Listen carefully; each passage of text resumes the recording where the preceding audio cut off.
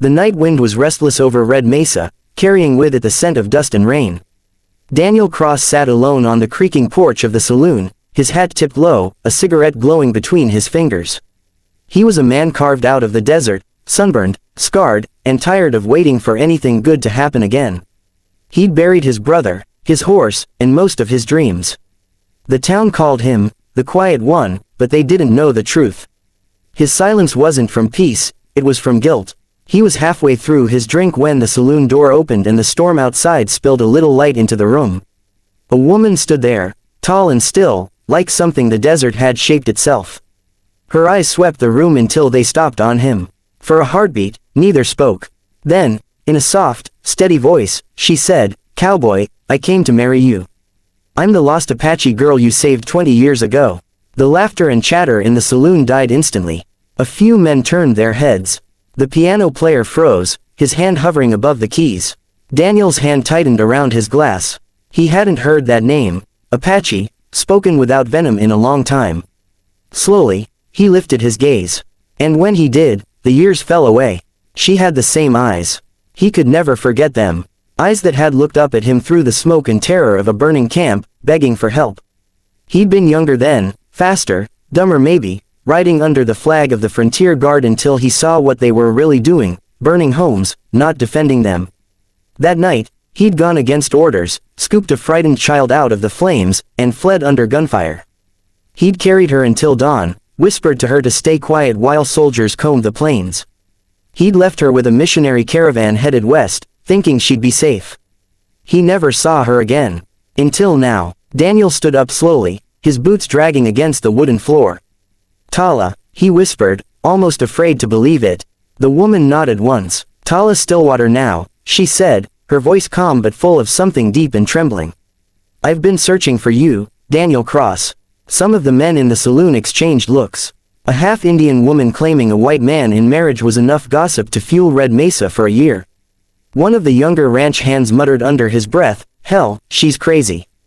Daniel shot him a look that could cut through steel, and the boy shut up quick. He turned back to her. "You were just a child," he said slowly. I thought you were gone." "I was gone," she said softly, stepping closer, her eyes locked on his.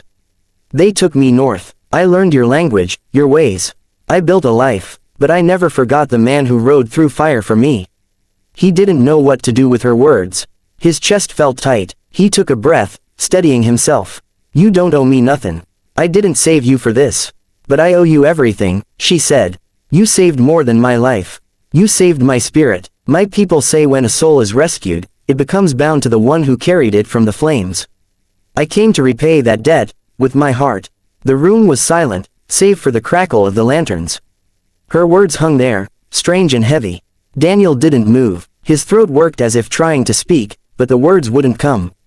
Finally, he turned away, voice rough. "You don't want this life, Tala. You don't know what I've become. I'm just an old rancher with a bad leg and too many regrets. I ain't the man from your memories. I didn't come for the man I remembered," she said softly. "I came for the man who still lives inside you." Outside, thunder rolled across the sky. The storm had come closer, dark clouds pressing low. A few drops of rain hit the dusty windows. Daniel looked out through the saloon doors, his mind tumbling back through time. He saw flashes, the little girl crying under the burning trees, the screams, the smell of smoke, the sound of hooves pounding over sand. He remembered her tiny hand clutching his sleeve as he told her, "You'll live, little one. You'll live free." Now she was here, a grown woman with the same fire in her eyes, telling him she'd crossed half the country to find him. "Why now?" he asked finally, his voice quieter. "Why come after 20 years? "Because I finally could," she said. "I spent years searching. They said you died. Then they said you'd gone mad after the war. But I kept following stories. The cowboy who rode alone. The man who never married. It always led me here, to Red Mesa." Daniel ran a hand over his face. He didn't know whether to laugh, cry, or walk out into the storm and never come back. "You should have left me buried with the rest of the past." "I couldn't," she whispered. "You carried me through fire once. Now I'm here to carry you through what's left of your heart." Something inside him broke open then, quietly, like a gate long rusted shut. He saw her standing there, proud, strong, and unafraid, and realized how much of his life he'd wasted trying not to feel. He wanted to speak, but his voice was gone. "Stay in town tonight," he said finally. "The inn's down the road. We'll talk in the morning." She nodded, understanding more in his silence than words could tell. Without another glance around the room, she turned and stepped back into the rain. The door swung shut behind her, and Daniel stood there, staring at it for a long while. No one in the saloon spoke. The thunder grew louder, the piano player started up a slow tune again, but Daniel didn't hear it. His mind was somewhere far away, back in the smoke, back with the child he'd carried to safety. That night, he didn't sleep. The rain came down in sheets, beating against the windows of his small cabin. He sat by the fire, staring into the flames, tracing the scar across his chest with his fingers. He'd gotten it that same night, when a bullet grazed him as he shielded her. He thought of all the nights he'd cursed the scar, all the years he'd wished to forget. And now it had led her back to him. He stepped out onto the porch just before dawn. The rain had stopped, leaving the air clean and cold. The desert stretched before him, shining silver under the fading storm. Somewhere down the street, the inn's windows glowed faintly. He could imagine her there, sleeping at last after a journey that must have taken months. He remembered how she'd looked, how the years hadn't dulled the warmth in her eyes. He felt a flicker of something he hadn't felt in years. Hope, or maybe fear of what that hope meant. The horizon lightened, streaks of pale gold cutting through the clouds. The land was still, except for the distant cry of a coyote. Daniel took a long breath, the cool air filling his lungs. He didn't know what tomorrow would bring, but for the first time in 2 decades, he wanted to find out. He turned back inside, stoking the dying fire. As the first light of morning touched the worn wooden floorboards, he found himself whispering the same words he had said 20 years ago, without even realizing it. "You'll live, little one. You'll live free." Only now, it felt like he was saying them to himself. Morning came soft and golden, spilling over the red rocks and tall grass around Daniel's ranch. The storm had washed everything clean. The air smelled of sage and wet earth, and for the first time in years, Daniel felt the land breathe again. He saddled his horse before breakfast, mind restless, boots heavy on the dirt. He didn't know what he would say when he saw her again. All night he'd turned, her words over in his head, her voice whispering like wind through old scars. "Cowboy, I came to marry you." It didn't make sense. It shouldn't make sense. Yet it burned through him like sunlight through frost. He found her by the river, just where the cottonwoods bent low and the water caught the morning light. She was kneeling by the bank, washing her hands, humming a tune that sounded older than the land itself.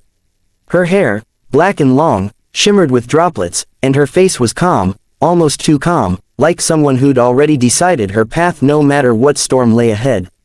He stopped a few paces back, unsure if he should disturb her.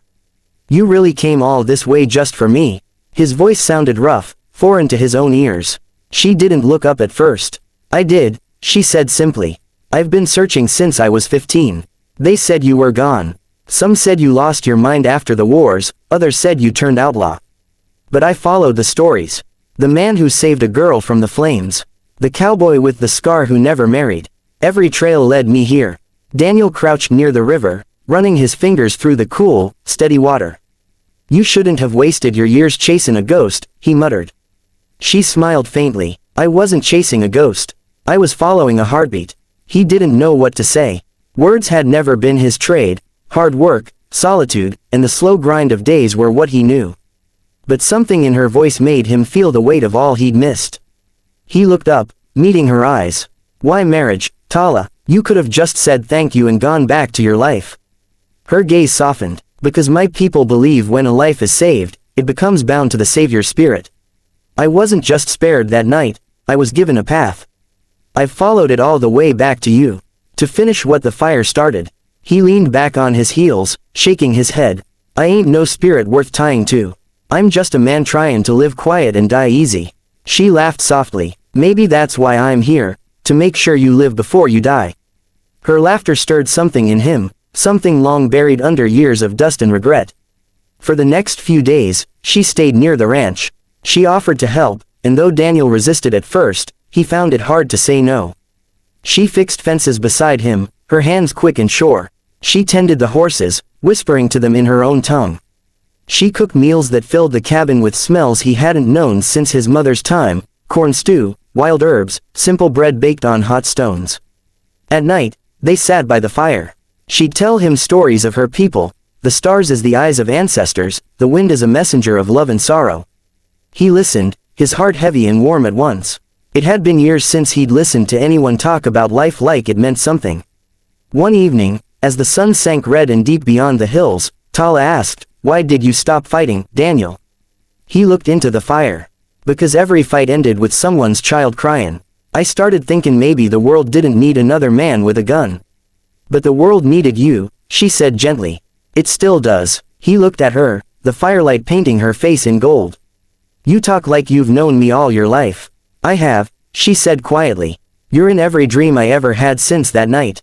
I remember your voice saying I'd live free. I've spent 20 years trying to make that true, for me, and now for you." The silence stretched between them, thick with unsaid things. Then, far off in the distance, came the echo of horses' hooves. Daniel frowned, listening. He knew that sound. It wasn't friendly. Not long after, a group of riders came into town. They wore railroad coats, men paid to push ranchers off their land. They drank too much, laughed too loud. Daniel had seen their kind before. By dusk, they'd heard about Tala, the Apache woman, living with the old cowboy on the edge of town. Prejudice rode faster than any horse.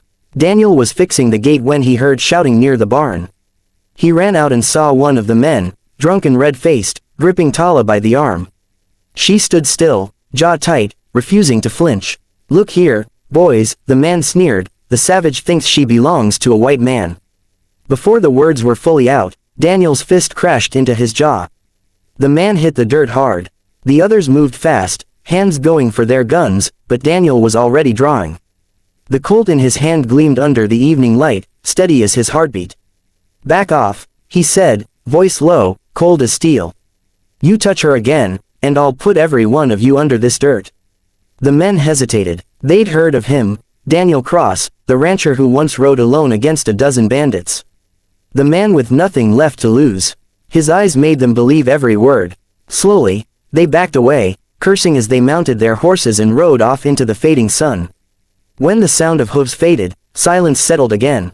Tala stood there, her breath trembling, eyes wide. Daniel holstered his gun, turning toward her.